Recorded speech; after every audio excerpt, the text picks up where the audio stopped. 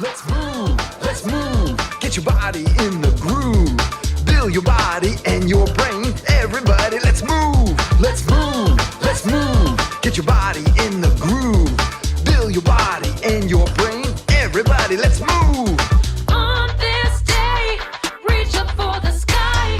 You're a winner when you go and try.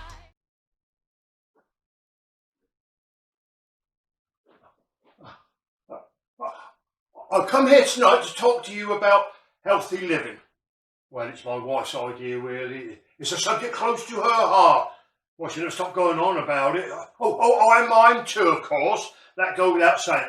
And as she can't be here tonight, she's in the gym with her personal trainer, a gym that cost me an arm and a leg. Well, as she can't be here, she she asked me to be here in her place, and just as if I was just after the gym. Well, I feel I've become quite an expert on the subject. I've had to read so much on it in women's magazines mostly that my wife likes to buy. Or they hit the shelf in the house without at least one magazine filled with pictures of healthy people, mostly young men in those modern lycra shorts with bulging muscles. Mind you, that ain't the only thing that's bulging with those lycra shorts. Now, even the loo has copies of health and fitness in them, but I mustn't digress. So, a healthy lifestyle. As you know, today's media is full of all different kinds of diets and can be very confusing and often not only wrong but misleading. They use buzzwords like fat-free and 7 a day and 5 a day and high carbohydrates and low carbohydrates and all those high, what do you call them, things they put in tins and pack. Oh yeah, sodium or glutamates. But on the plus side, there are many beneficial things that my wife recommends, such as vitamins, diet supplements, steroids and health pills, to name but a few. Well, my wife's tried all of them. Well, no, I had to and all. She said, they're good for us. To be honest, I got a right chippy tongue and at the start. My wife said, I must have had an allergic reaction and blamed it on my weak constitution. All I can say is it took me a week before I could leave the house. Well, as well as taking pills and eating right kinds of food, you do need to exercise. Like I say, my wife's life's spent in the gym.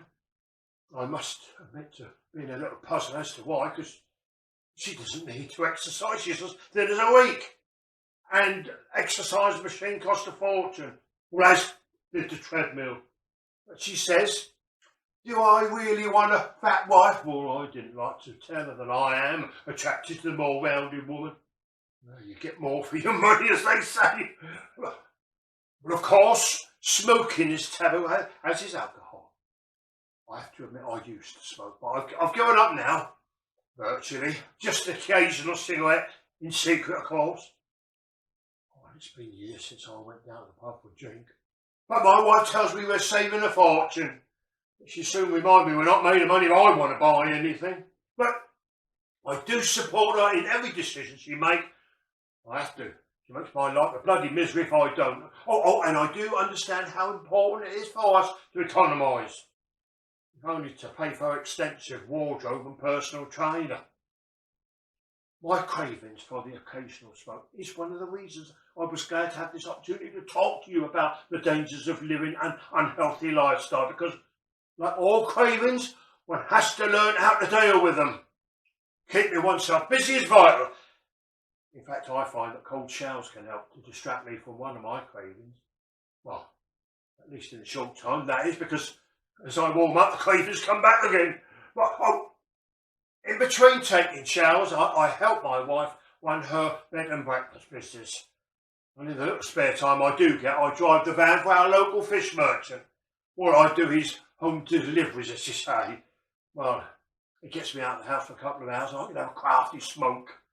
It brings in a little bit of money for her to spend. But the smell of the fish is something horrid. And no matter how much I shower, that don't get rid of it. Although the cat seems to like it, as he's forever licking me all over. But I digress. Of course it is no good eating well without a proper and planned exercise routine. And it's important to have expert help with it, it seems. by having a personal trainer. As I said, my wife has one, and she assures me he is a necessity. He's one of those young, good-looking men who stands around poozing all the time.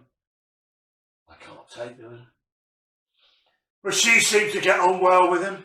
Well, they both take all this exercise stuff very seriously.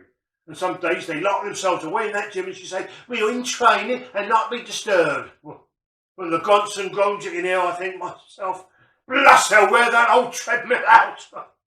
And then on fine days they go off jogging. How far they go I have no idea, but it must be quite a long way. Of course it'll be a couple of hours before they drag their weary sweating bodies back again. No, I do wonder if too much jogging is good for her. But it does give me a bit of peace and quiet, and if my two daughters are out as well, I can lock myself away in the attic room with mine. But again, I digress. Oh, I nearly forgot. She told me to tell you all about our B&B business. It's quite an upmarket one, she said to say. A small hotel, really, attached to the house, very clean and furnished to a very high standard. Old Mod Cont in every room does have its own ensuite.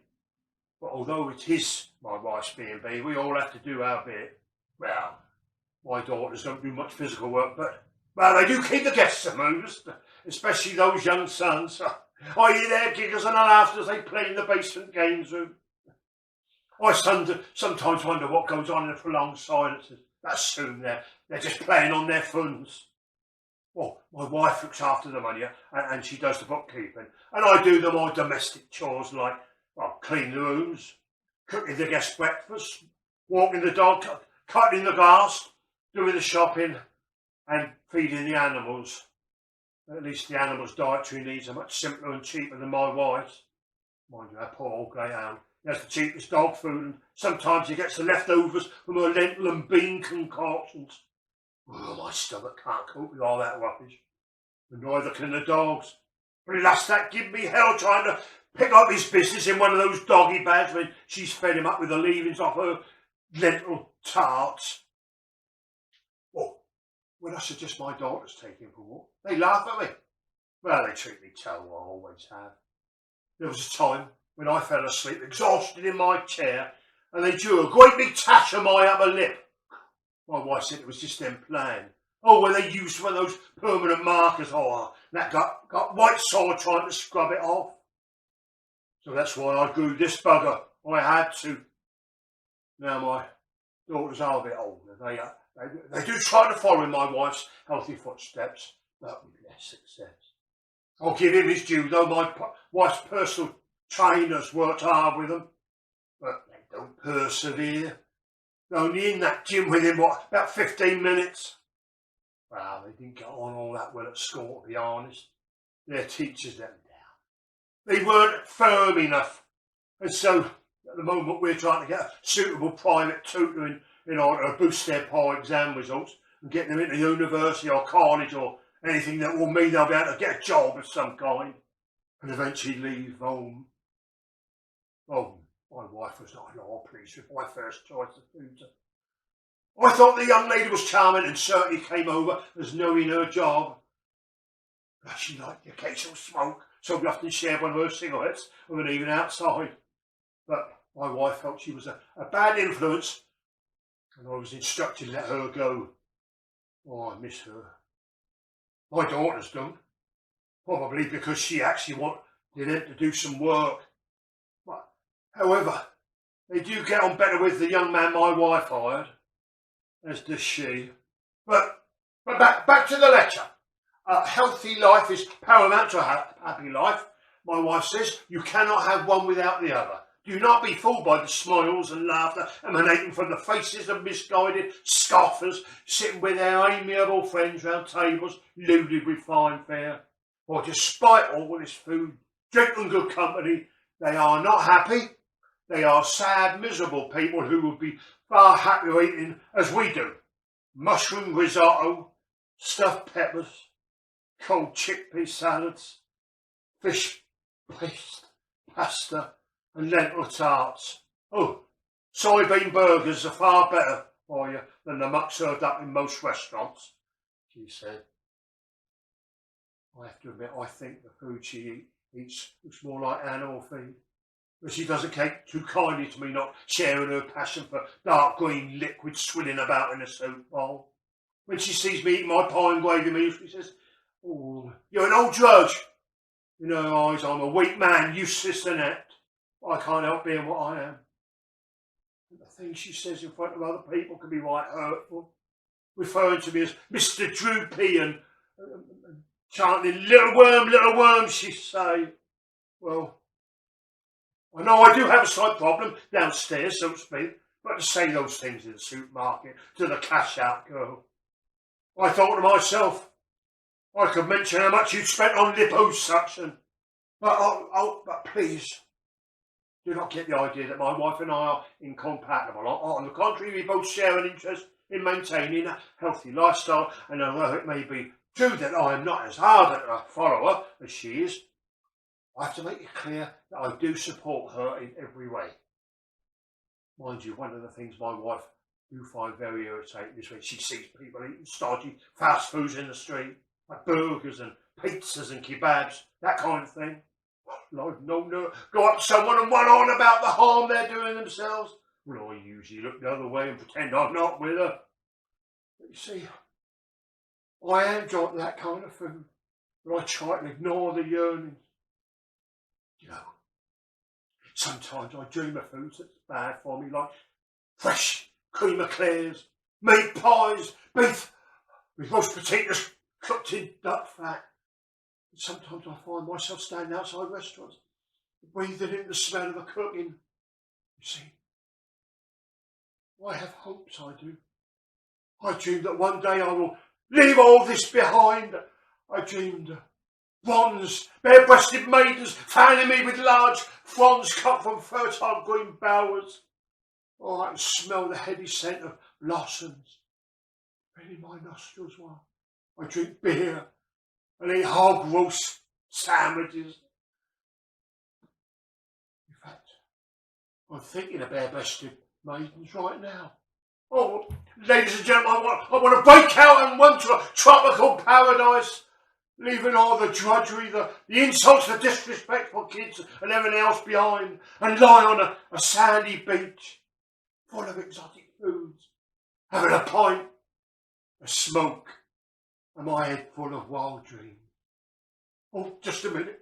Oh, but is that the wife just walked in? Oh, it is. So in conclusion, I would like to ask you all to exercise every day, quit smoking, and give up alcohol, and whatever you do, watch what you eat. I hope you have paid close attention to what I've told you and enjoyed my little lecture as much as I've enjoyed talking to you all this evening. Thank you, and good evening.